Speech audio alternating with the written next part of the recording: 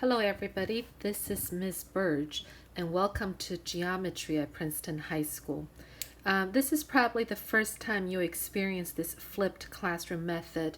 Before I start to give you formal instructions, I want to point out again and again that the advantage of this format is that you can pause the video whenever I talk too fast, and I intend to talk very fast. And you can also rewind, rewatch, and relearn. And that really helps you. So again, pause, rewind, and relearn if you are not crystal clear on any of the concepts that we discuss. Okay, so keep that in mind. I'm going to remind you again. So you won't hear me talk very slowly in this video like I do in the classroom, where I have to make sure everybody understands everything before I move on to the next subject. In this, I will just keep going like a fast train, and it's your job to pause, rewind, and learn it well. Okay, so let's start with chapter 1.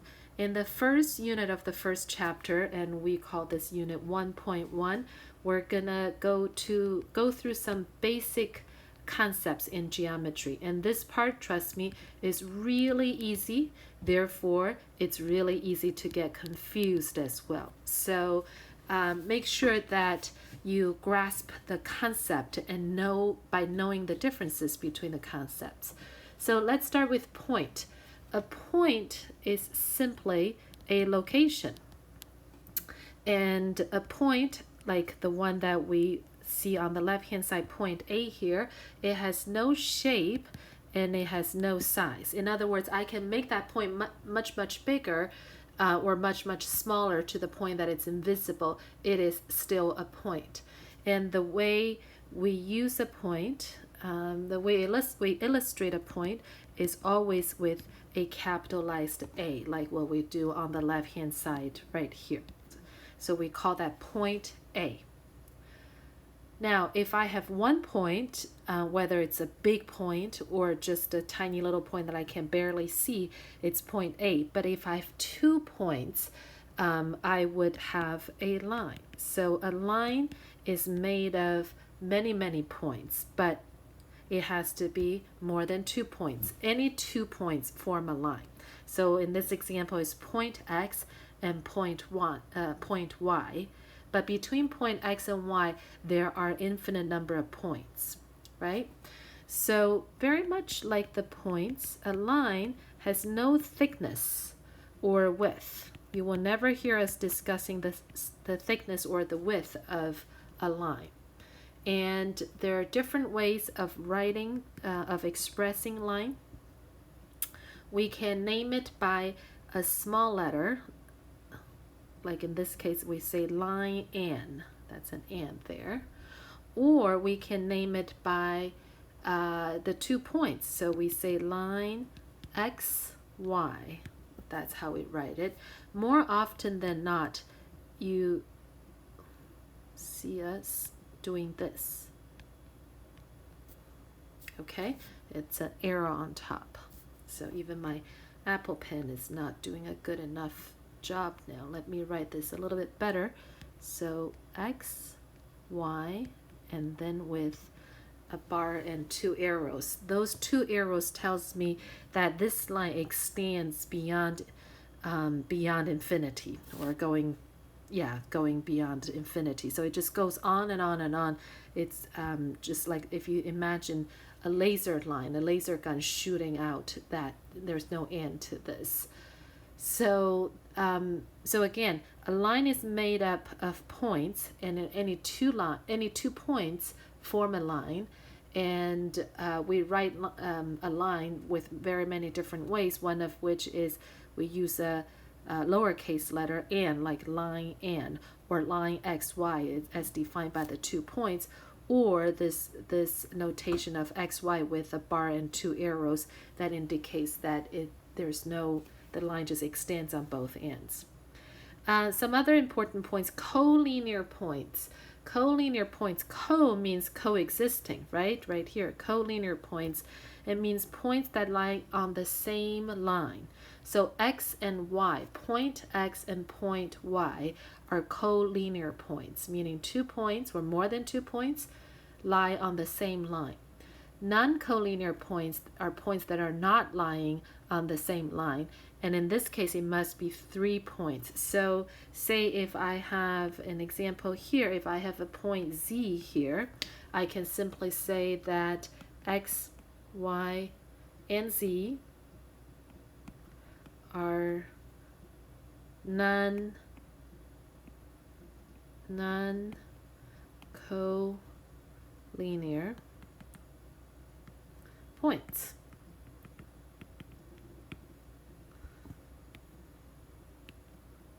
Okay, so that's all there is to know about lines.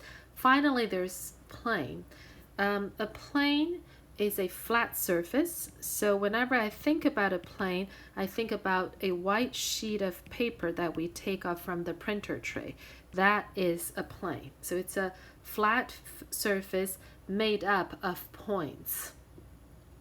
Any 3 points make up a plane. A plane extends indefinitely in all directions, and we can also name a plane by any 3 non-collinear points on the plane or an uppercase script letters. So in my example here, I can say plane P with a capitalized P.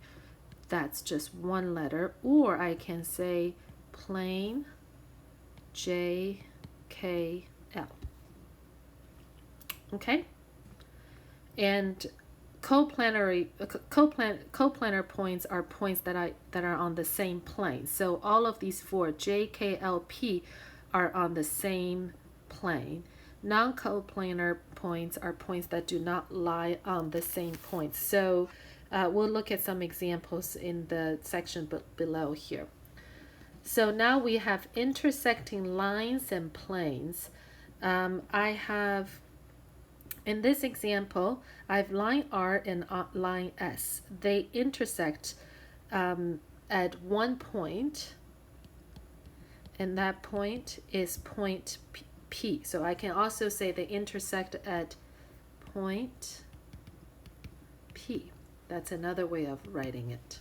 Okay? Now 2 planes intersect at one line. So that line is right here, line K. So that should be at a line. Or I can simply say line K in my example here. Okay? Now, if I look at this carefully, let me erase this so that it's easier to see that I've got a plane M and a plane L that intersects at line K. So if I have a point, say I call this point P here, and if I have a point in plane L and I call that Q, and P and Q are not on the same plane, or P, I should have another one, PQ, I'll call this point R here. So P and R are coplanar points because they're both on this plane M, but Q is a non-coplanar point because it's on that separate plane L. Okay, so that illustrates this point right here. So these are some basic concepts. Let's see what we can do about them when we put them together. See if I can make the screen a little bit bigger. Nope, I'm only making it worse. There we go. All right. Let's see what we can do about this. Says use the diagram on the right hand side and name the following. Number 1, 4 collinear points. So you could have different answers on this. There are so many points here. So I would do probably, if I do H, I would have point N, point K, and point I, right? I have H, N, K, I. Those are collinear points. They're all on line R. And 2, a line that contains point M. and that's line P. Line P, small p. Or you can say MP, that's the same. And a line that contains H and K, and like I said earlier, is line R. And another name for line Q, it could be JK, it could be JL, oops, JL, oops,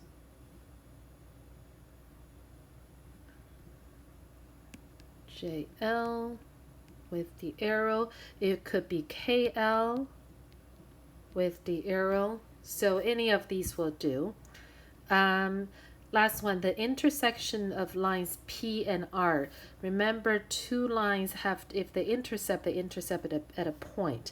So P and R would be intersecting at point N, right? And number 2, use the diagram to the right to name the following. A line contain point F. So that should be line J. And another name for line K, I would do probably BC, right? A plane containing point A, that would be plane M. I would actually suggest that you pause the video right now, see if you can finish all of it, and then come back and verify your answers. And number 4, an example of 3 nonlinear points. So if I have maybe DE or collinear, and I pick one that's not on that line, so that would be A. The intersection of plane M and line K, and that would be point E. Next section, name 3 coplanar points. So how about WXY? A plane containing point X. Looks to me that's on the R, on plane R. The intersection of plane R and plane ZVY, so that's the line VY. There we go. And then it's asking us how many planes appear in the figure. So I would say that's 1, 2, 3, 4. With the pyramid, we've got 4 and plus plane R. So altogether, we've got 5 planes. And how many planes contain point W? And that would be plane R has it, and then the plane CWV and ZXW. So that's 3, right? And you can argue that the plane Y has it as well, or VYXW, but VYXW is just part of plane R, so it's the same plane. So altogether there are 3. And last one, use the diagram to the right to name the following. The intersection of lines L and M, and that looks to me is point E. It's right here, right? Another name for plane Q is, you can just pick any 3 letters. So I would probably do plane IFE. Find 3 letters that's not collinear, and that gives you a plane. And are point and E linear or coplanar? So remember, 2 points make a line, and if they obviously are on the same line, so it will be collinear. And if you have a 3rd point that would make a plane, then we're talking about coplanar. Last one, how many times do planes P and Q intercept? So P and Q do not intercept. It looks like they parallel with each other. We're going to learn more about it later in this year, but for now they are not intersecting. Okay, so that's it for Unit 1.1. Make sure you finish homework 1 for this lesson. Thank you, guys.